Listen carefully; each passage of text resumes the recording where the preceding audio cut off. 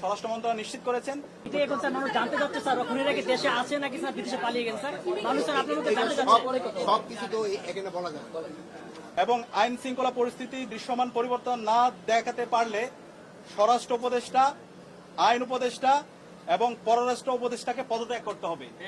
এই 3 দফা দাবি আমরা জানিয়েছি এবং একই সাথে আমরা গতকাল থেকে বাংলাদেশের সকল ছাত্র সংগঠন, সিভিল সোসাইটি, সাংবাদিক এবং জুলাইয়ে যে সমস্ত সংগঠনগুলো তৈরি হয়েছে, জুলাইয়ের যারা আমাদের সহযোদ্ধা ছিল, আমরা সবার সাথে গতকাল থেকে যোগাযোগ করছি, মিটিং করছি।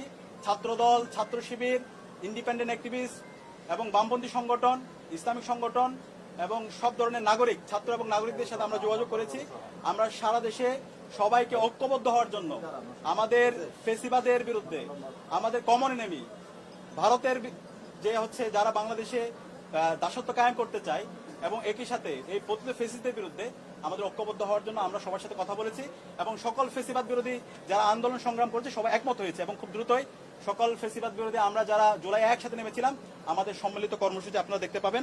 এবং একই সাথে আমরা সারা দেশের মুক্তিকামী ছাত্র জনতাকে আহ্বান করছি, আমাদের প্রত্যেকটা পাড়ায় পাড়ায়, প্রত্যেকটা ওয়ার্ডে ওয়ার্ডে আমরা যেন দেশের আমাদের নাগরিকদের নিরাপত্তা নিশ্চিত করার জন্য আইন শৃঙ্খলা রক্ষায় আমরা যেন গণকমিটি গঠন করি, যে গণকমিটির মাধ্যমে যারা ফেসিবাদের দূষর আছে, খুনি হাসিনা এবং তার দূষর, নিষিদ্ধ ছাত্রলীগ, যুবলীগ, সন্ত্রাসীদেরকে আইডেন্টিফাই করে তাদেরকে যেন থানায় দেওয়া হয় এবং তাদের বিরুদ্ধে যেন ব্যবস্থা নেওয়া হয়। এবং সেই জায়গায় স্বরাষ্ট্র মন্ত্রণালয় নিশ্চিত করেছেন আমাদের যে গণকমিটি গঠিত হবে তাদেরকে সার্বিকভাবে আইন শৃঙ্খলা রক্ষাকারী বাহিনী তাদেরকে সহযোগিতা করবে। এবং যেই দিল্লি আজকে খুনি হাসিনা এবং তার দূষরদেরকে, সন্ত্রাসীদেরকে আশ্রয় দিচ্ছে এবং দিল্লি থেকে আমাদের বাংলাদেশকে বিভিন্নভাবে উত্তপ্ত করার চেষ্টা করা হচ্ছে, সেই দিল্লির সাথে আমাদের যে পররাষ্ট্র মন্ত্রণালয় আছে, পররাষ্ট্র মন্ত্রণালয়ের কূটনৈতিকভাবে তাদের বিরুদ্ধে আমাদের যে সম্পর্ক সেটাকে পুনর্বিবেচনা করতে হবে। এবং আজকে আমাদের আরেকটি বিষয় আমরা নিন্দা জানাচ্ছি, প্রধান নির্বাচন কমিশনার সে আজকে একটা মন্তব্য করেছে, যে মন্তব্যে সে বলেছে উসমান হাদির উপর যেই হামলা হয়েছে সেটা একটা বিচ্ছিন্ন ঘটনা। আমরা পুরো ছাত্র জনতার পক্ষ থেকে আমরা এই ধরনের মন্তব্যের তীব্র নিন্দা এবং ঘৃণা জ্ঞাপন করছি।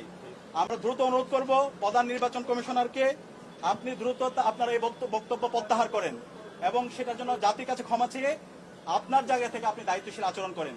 তফসিল ঘোষণার পর থেকে আমরা চাই এই দেশের সকল নাগরিকরা একটা সুস্থ পরিবেশে নির্বাচন এবং ভোট দেওয়ার জন্য, সুতরাং ফ্রি, ফেয়ার, ক্রেডিবল ইলেকশন করার জন্য নির্বাচন কমিশনার থেকে শুরু করে আইন শৃঙ্খলা রক্ষাকারী বাহিনী সবার দায়িত্বশীল আচরণ করা দরকার। একই সাথে রাজনৈতিক দলগুলো দায়িত্বশীল আচরণ করবে। এবং সর্বশেষ আমরা দেখতে পাচ্ছি সারা দেশের যে আদালতগুলো আছে, আইনজীবীরা আছে, বড় অঙ্কের টাকার বিনিময়ে এই পতিত ফেসিস্টদের মামলাগুলো প্রত্যাহার করার জন্য, তাদের জামিনের জন্য তারা কাজ করছে। আমরা ছাত্র সমাজের পক্ষ থেকে হুঁশিয়ার করছি, এই যারা গণহত্যাকারী এবং শিশু হত্যাকারী এবং যারা আমাদের ভাই বোনদেরকে মেরে রক্তাক্ত করেছে, এই সন্ত্রাসীদের পক্ষে যারা অবস্থান নিবে তাদেরকে আমরা সামাজিকভাবে বয়কট করব এবং তাদের তালিকা আমরা সামাজিকভাবে সবাইকে জানিয়ে দেব। এই জায়গায় এই অপরাধীদের বিচারের প্রশ্নে, খুনি হাসিনার বিচারের প্রশ্নে, নিষিদ্ধ ঘোষিত ছাত্রলীগ, যুবলীগ, আওয়ামী লীগের বিচারের প্রশ্নে এবং এই দিল্লির দাসত্বের বিরুদ্ধে আমাদের একটা জাতীয় ঐক্যমত দরকার। আমরা আশা রাখছি বাংলাদেশপন্থী যারা আছে, দীর্ঘ ফেসিবাদ বিরুদ্ধে যারা আন্দোলন করেছে, আমরা সবাই ঐক্যবদ্ধভাবে আমাদের এই ফেসিবাদের পতিত ফেসিস্টদের বিরুদ্ধে এবং খুনি হাসিনার বিচারের প্রশ্নে আমরা ঐক্যবদ্ধভাবে আমরা আমাদের আন্দোলন সংগ্রাম জারি রাখবো। এবং যে 3 দফা দিয়েছি, এই 3 দফা যদি দ্রুত সময়ের মধ্যে আমরা যদি এটা কার্যকর ব্যবস্থা দেখতে না পারি, তাহলে আমরা সারা দেশের মুক্তিকামী ছাত্র জনতাকে সাথে নিয়ে আমরা জুলাই যেভাবে রাজপথে নেমেছিলাম তার চাইতে আরো শক্তিশালী ভাবে আমরা রাজপথে নেমে আমরা গণ আন্দোলন গড়ে তুলব। এবং আমাদের পুরো জুলাই যে আজকে বিপ্লব, সেটাকে আজকে বিভিন্নভাবে ব্যাহত করার চেষ্টা করছে, এটাকে একটা পূর্ণাঙ্গ বিপ্লব দেওয়ার জন্য আমরা আমাদের লড়াই সংগ্রাম জারি রাখবো ইনশাআল্লাহ। যে আমাদের দাবির পরিপ্রেক্ষিতে আমাদের দাবি সম্পর্কে আমরা বলছি 48 ঘন্টার মধ্যে আমাদের দাবিগুলো জানিয়েছি। আমাদের দৃশ্যমান উন্নতি না দেখি, আইন শৃঙ্খলা পরিস্থিতির উন্নতি যদি 48 ঘন্টার মধ্যে না হয়, চিরুনি অভিযান চালিয়ে জঙ্গি লীগ, খুনি, সন্ত্রাসীদের গ্রেপ্তার না করা, অস্ত্রোদ্ধার না করা হয়, সেই ক্ষেত্রে আমাদের দৃশ্যমান পরিবর্তন না দেখি সেই ক্ষেত্রে আমরা এই 3 উপদেষ্টার পদত্যাগের দাবিতে আমরা আন্দোলন শুরু করি। না, আমাদের এখানে যে ডাকসুর ডিপি, আমাদের যে ছোট ভাই কায়েম যে কথা বলছে তার প্রতিটা দাবি যৌক্তিক।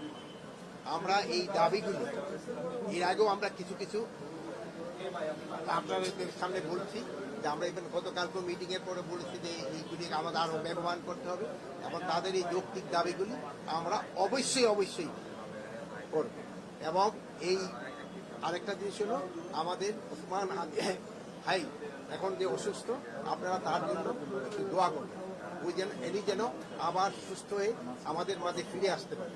এই জন্য আমি আপনাদের সবাই দোয়া কামনা করি। স্যার আমরা যেহেতু জানতে পারলাম স্যার গাজক স্যার ভারতে পালিয়ে গেছে, আপনাদের কাছে কোনো তথ্য আছে কিনা এইগুলির স্যার? ক্ষেত্রে আমরা পরে কথা বলে আমরা তিনটা এটাই এখন স্যার মানুষ জানতে চাচ্ছে স্যার রক্ষণের আগে দেশে আছে নাকি স্যার বিদেশে পালিয়ে গেছে স্যার? মানুষ স্যার আপনার মধ্যে জানতে চাচ্ছে। সব কিছু তো এখানে বলা যায় না। ঠিক আছে, আপনাদের সবাইকে ধন্যবাদ। আমরা আমাদের দাবিগুলো প্রেস গ্রুপে দিয়ে দিব এবং ওইখান থেকে আপনারা বিস্তারিত পেয়ে যাবেন।